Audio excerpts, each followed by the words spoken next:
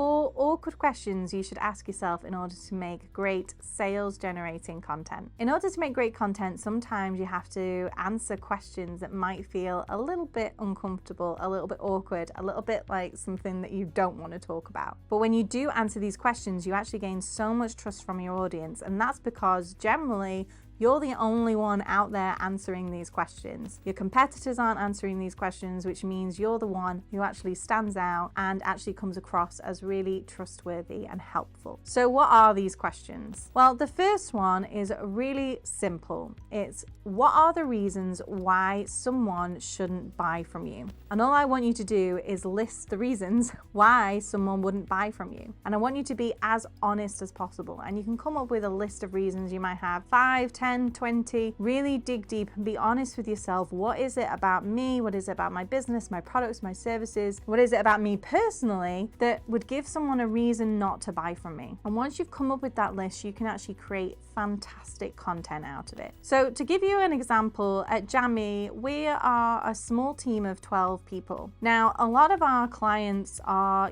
multiple 7-figure, 8-figure business owners. So they're used to dealing with agencies that perhaps have teams of 40 or 50 or even 100 people. So sometimes they look at us and they think, are they going to be able to handle the content marketing that I need? Are they big enough for it? Do they have the experience for it? Have they had past experience of my particular industry? They're asking all these questions, and these might be blockers and reasons why they wouldn't buy from us. So our job now is to create content to help tackle those objections, to help say, yeah, we might be a team of 12, but because we have such slick systems and processes in place, we can create, for our clients, 200, 250 pieces of content per week. And what you're doing with this content is you're essentially busting objections left, right, and center. You're saying, okay, this is something that's in the back of your mind. This is perhaps a blocker for you working with me. I'm going to talk about that openly. So I'm going to make sure it's not just an elephant in the room. It's actually out here in the open. I've actually said it. And this is the reason why you might be wrong about that. And that makes fantastic content. So ask yourself that question, why wouldn't someone work with you? It's easy to answer why someone should, of course, but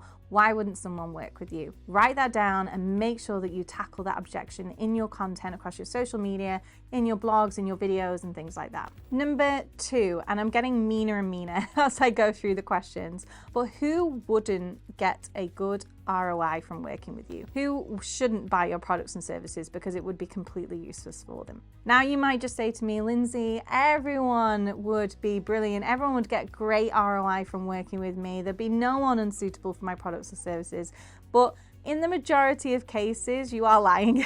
There is always someone who isn't right for your products and services. So for example, for us, the people that aren't the right fit for getting content marketing services are probably people that aren't really clear on what they're selling, don't really have a sales process in place, they're not clear on who their audience is, all those kind of things. And those people aren't really the best people to invest in content marketing until they've figured all that stuff out. So once you ask yourself that question, who will not get an ROI from this, or who will not get use out of my product or service or something back from it, then you can create content out of it. Because when you start creating content that says, you know what, if you're here, do not buy my stuff. You're just not ready for it yet. You're not right for it yet. I really recommend that you just wait a little bit, you figure this out, and then maybe down the line, you'll be ready. Once you create that kind of content, you build so much trust in your industry. You tell people that are ready for you right now that you're not just interested in working with anyone and everyone and trying to get money out of anyone and everyone. You're actually very particular about the people that you work with because you want them to get the best results possible. That's what it shows people when you create that kind of content. So yeah, it might feel a little bit awkward and uncomfortable to say, actually, these people won't get an ROI out of working with me. But once you air that, once you voice that, it really does build huge amounts of trust. The fourth one is, why do you charge what you do? Really think about, where you sit within your industry. Are you perhaps on the more expensive end? Are you on the cheaper end? Are you kind of in the middle? Why is it that you charge what you do? So in our business, we do charge 2, 3, 10, 20,000 per month for content marketing services, and we can be more expensive than other agencies. So we like to discuss the details about why that actually is. What is it that adds to that cost? Why do we cost it that much? So I really want you to think about where you sit within your industry and why you charge what you do. And this is true even if you are cheaper than others. So even if you're cheaper than others, you might think, oh, that's great, I don't have to talk about that. I don't, that can be a selling point for me. Actually, it can be quite off-putting. Sometimes people can assume that because you're cheaper, they're getting a service that isn't as good. So you need to make sure that you talk about that. Why are you cheaper? Is it because you use, AI? Is it because you use something else? You automate something? How is it cheaper? Why is it cheaper? If you're more expensive, explain why. You're delivering good customer service, you're going through strategy. What are you doing that makes it more expensive? Well, the results that you're getting on the end of it, are they better? Just really think about these things when you're talking about, how much you charge, and actually explain why you charge what you do. This can be incredibly powerful for building trust with your audience if you're creating that content and putting it out there openly. It's really tackling that objection in their mind, why are you expensive or why are you cheaper? It's really tackling that objection and helping them to understand a little bit more about why that is and why they should still buy from you. And finally, number 4, who is it that you're not the right fit for? I want you to really think about who isn't the right fit for your products and services. So think about any kind of past client or customer that's really annoyed you, that's not fit in with your processes, that's not paid on time, that's treated you like an employee rather than, the expert that you are coming into their business. Think about who isn't the right fit for your business and actually create content around that. What that does, again, is it explains to people that you're not just out there trying to work with anyone and everyone. You are actually particular about who you work with, which shows that you are authoritative. It shows that you're not just going to take anyone on just for the sake of it, just because you want their money.